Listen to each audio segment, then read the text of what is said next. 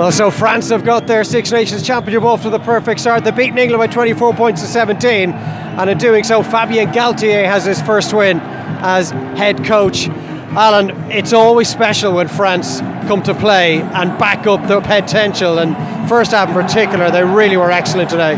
Yeah, they were. I think the way they started the game, the intensity they brought, and the organisation. We spoke beforehand about a structure, and we know France have been really poor in the Six Nations for the last number of years.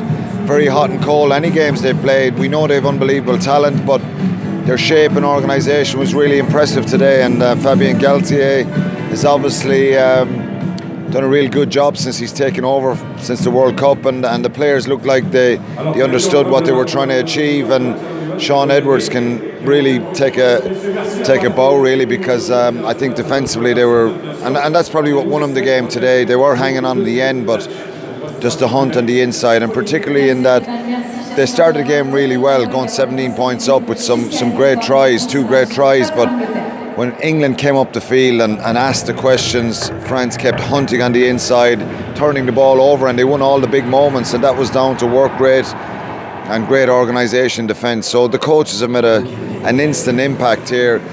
We have to put it in context though. England were missing the Vunipola brothers.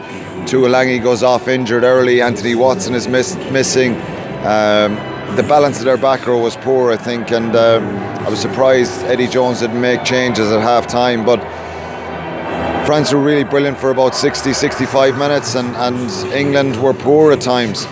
He opted, Eddie Jones, that is, not to pick a number 8 in his team today. Was that a mistake now in hindsight? Yeah, it was a mistake. I think Nathan Hughes, Sam Simmons, Don Brandt as well from Quinn's, number of options there, and he didn't, when you start moving a natural 7 who was switched to 6 at the World Cup to accommodate Underhill playing, and then he's moving to number 8. I know lots of players can do that, but the balance just wasn't right. Laws is a second row playing in the back row as well.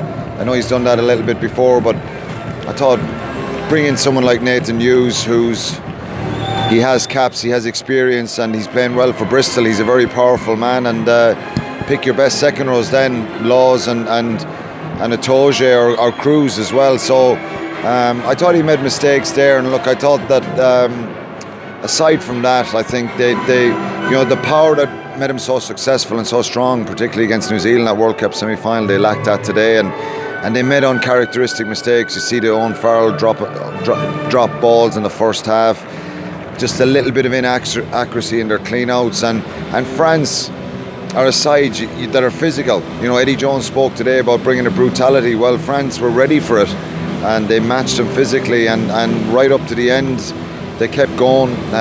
Lacked a little bit of experience probably in the last 10-15 minutes to manage the game better, but their work rate never stopped, and I think they were deserving winners. And I think England getting a losing bonus point is probably bad news for anyone else trying to challenge for the championship, because that could be really crucial in the end.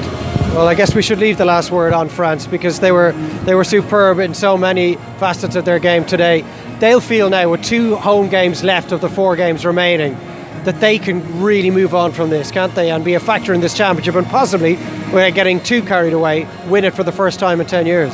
Yeah, they've got to back it up now, and they're capable. They're a very talented side, and that will do. There's 5 players in the 23 today who haven't been capped, and I think it's a new era really for French rugby, and a lot of the older players have gone, and Olivion as captain, he was brilliant today, Aldred, so there's a lot of momentum now with them, and certainly they will think now that they can get better from this, and they're the kind of messages they'll hear from the coaches, and they'll believe it themselves, the players. They can get better, and we have to play them here, Ireland, in the last game, so hopefully that's a championship decider. Yeah, thanks, Alan. It's Italy that have to deal with the French next up. It's live on Virgin Media 2 next weekend. They'll be the visitors to the Stade de France, and we'll be doing that game as well. Hope you enjoyed the opening weekend of the Guinness Six Nations Championship here on Virgin Media Sports. We'll have every game live for you over the coming weeks. It's been a very good start.